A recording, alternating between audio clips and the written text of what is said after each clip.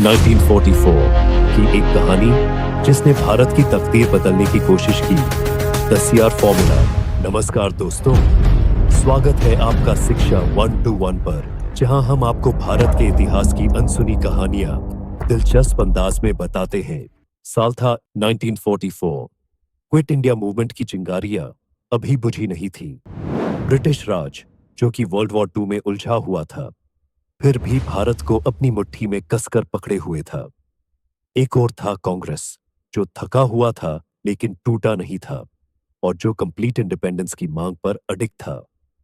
दूसरी ओर था मुस्लिम लीग, जिसके नेता मोहम्मद अली जिन्ना अब पहले से कहीं ज्यादा मजबूती से पाकिस्तान की मांग कर रहे थे, एक अलग राष्ट्र मुसलमानों के लिए। और तभी इस खामोशी के बीच उभरते हैं एक व्यक्ति जिनका जिक्र इतिहास में शायद थोड़े कम शब्दों में हुआ हो, लेकिन जिनकी कोशिश बहुत बड़ी थी। चक्रवर्ती राजगोपालाचारी, या फिर राजा जी। राजा जी ने इस जमी हुई राजनीतिक बर्फ में एक दरार डालने की कोशिश की, एक ऐसा सवाल उठाकर जो दोनों पक्षों को चौंका दे। क्या अब भी कोई बीच का रास्ता बचा है, भले ही वह रास्ता खाई के किनारे से क्यों न गुजरता हो? The birth of the CR formula.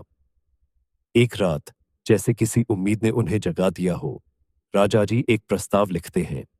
एक साहसी कोशिश जो ना तो जिन्ना को नकारती है और ना ही कांग्रेस की नींव को गिराती है। उन्हें इसे कोई बड़ा नाम नहीं देना था, लेकिन इतिहास ने इसे कहा सीआर फॉर्मूला 1944। आइए जाने इस फॉर्मूला में क्या था। एक एक कड़ी खोलते हैं। एक, सबसे पहले राजाजी ने मुस्लिम लीग से कहा, आप इंडिया की कंप्लीट इंडिपेंडेंस को सपोर्ट करें और बदले में हम आपके पाकिस्तान के डिमांड को कंसिडर करेंगे।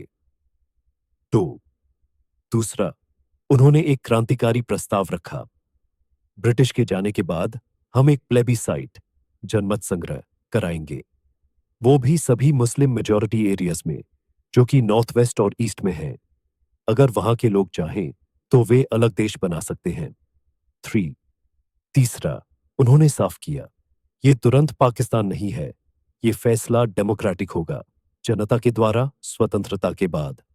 फोर, चौथा, उन्होंने हीलिंग की एक शर्त जोड़ी। अगर पार्टीशन होता है तो दोनों देशों में माइनॉरिटीज की म्यूचुअल प्रोटेक्शन की गारंटी होनी चाहिए।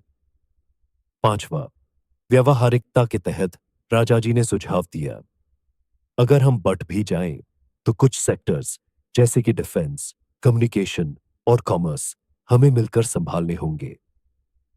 अ message to the warring camps Congress के लिए राजाजी का संदेश था, हमें इंडिपेंडेंस चाहिए और अगर उसके लिए मुस्लिम एस्पिरेशंस को जगह देनी पड़े तो हमें साहस दिखाना होगा। जिन्ना के लिए ये एक प्रस्ताव था, पाकिस्तान को आजादी से पहले की शर्त मत बनाओ, इसे जनता का डेमोक्रेटिक फैसला बनने दो।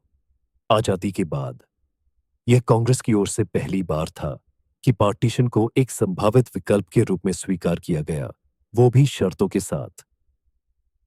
How did India respond? CR formula पूरे देश में चर्चा का विषय बन गई, लेकिन इसका स्वीकार नहीं हुआ। कांग्रेस में मिले जुले विचार थे। गांधी जी ने इसमें संवेदनशीलता देखी और इसे बातचीत के लिए एक रास्ता माना, लेकिन मौलाना आजाद और अन्य नेताओं को लगा कि यह प्रस्ताव बहुत कुछ देकर भी कुछ हासिल नहीं करता। मुस्लिम लीग, जिन्ना को ये एक चाल लगी, उन्होंने इसे तुरंत रिजेक्ट कर दिया। उनके लिए पाकिस्तान एक इमीडिएट डिमांड थी, ना कि कोई फ्यूचर पॉसिबिलिटी। उन्होंने इंडिविजुअल प्लेबिसाइट को नकारा और मांग की कि इंटायर प्रोविंसेस जैसे कि पंजाब और बंगाल उन्हें दे दिए जाए, वहां की इंटरनल डिविजन्स को नजरअंदाज करते हुए। ब्रिटिश राज ने इसे केवल देखा, लेकिन कोई प्रतिक्रिया नहीं दी। उनके लिए यह सिर्फ एक इंडियन इंटरनल मैटर था, जबकि उनकी प्राथमिकता थी यूरोप में युद्ध जीतना। The dramatic Gandhi Jinnah talks 1944। लेकिन सीआर फॉर्मूला की कहानी यहीं खत्म नहीं हुई। ये प्रस्ताव पहुंचता है भारत के आत्मा तक, महात्मा गांधी तक। गांधी जी इसे संवाद का पुल मानते हैं और सीधा जाते हैं जिन्ना के बॉम्बे स्थित घर। सितंबर 1944 में जो हुआ वो था द गांधी जिन्ना टॉक्स। कई दिनों तक बहस चली। गांधी ने प्लेबिसाइट और यूनिटी की अपील की।